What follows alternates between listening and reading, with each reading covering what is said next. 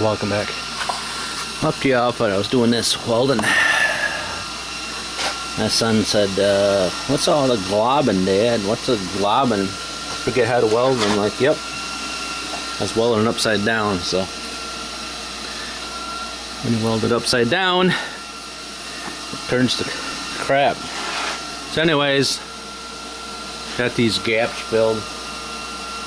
In case you didn't know this. Most people do.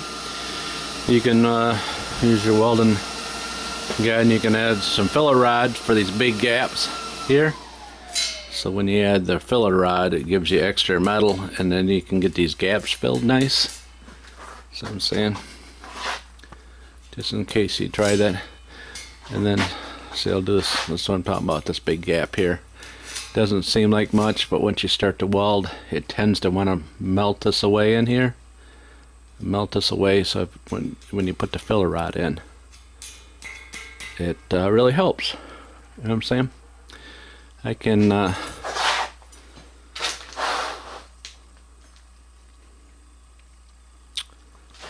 see, that's what he's talking about.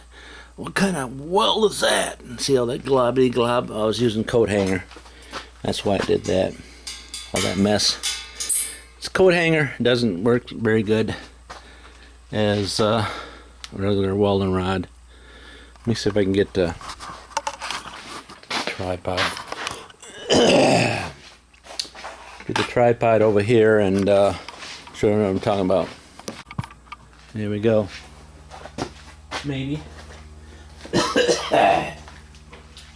Get your ground as close as you can to your weld. It helps with the continuity. The continuity.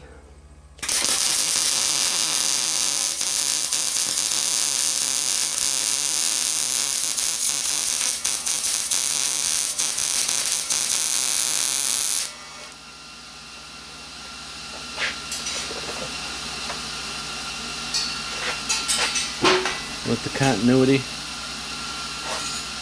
See, that one's kind of rough. That one's kind of rough. Let me run over that again with the I've got my rod stuck to it.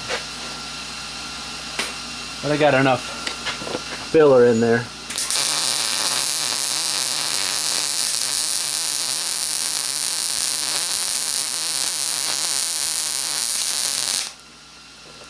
I got enough filler in there now that helps them keep them from, you know what I'm saying? So I'm saying, sorry about all that, because I got wire all over the place. But, so I'm saying, that's a lot of rod. That's a lot in there that you don't need in there if you don't like it. You know what I'm saying? You know what I mean? I'm a professional, as you can tell.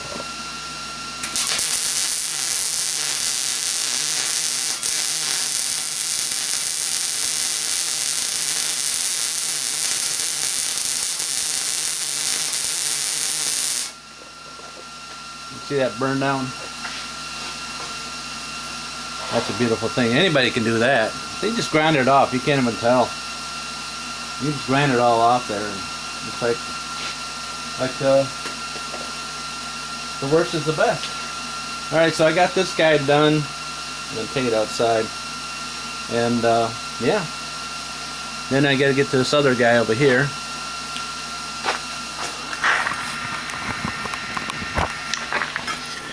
And then I got this one.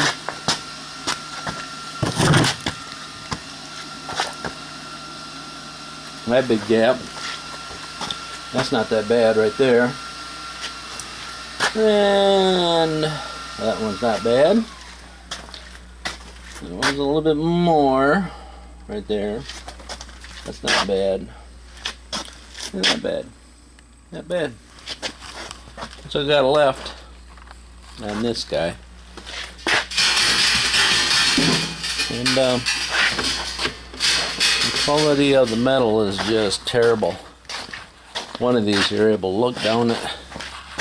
This one don't look bent, but this other one This other one over here, she's sure def bent. She def bent. And I haven't welded on the back side. On the back side of these guys. But I don't know how that is more than enough as far as I'm concerned. Now we still got to do some, if you haven't caught the prior video, we still got to do some stuff in here. That's totally up to him what he's going to do there. I'm just supposed to. Him is, if you're saying who's him, him is my boy.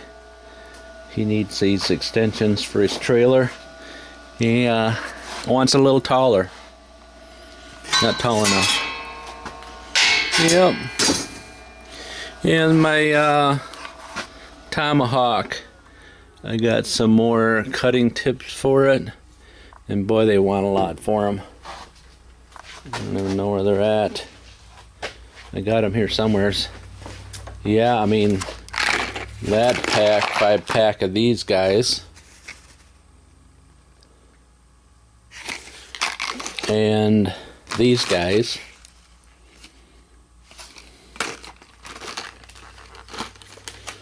5-pack of them two.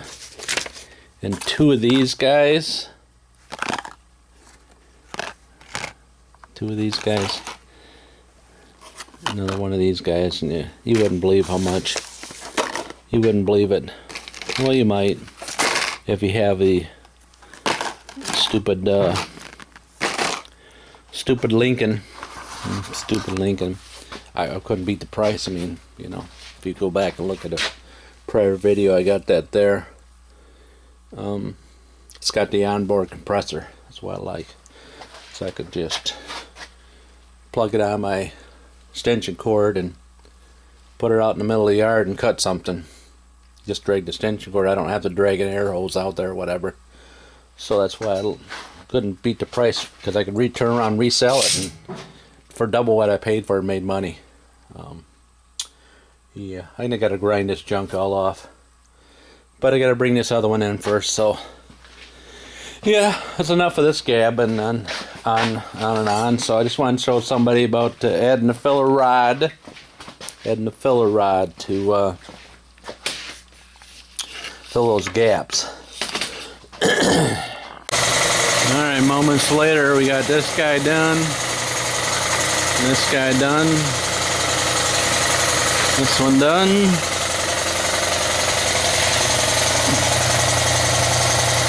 Guy done, this one done, and this one done, huh? What I'm gonna do now is make them pretty a little bit.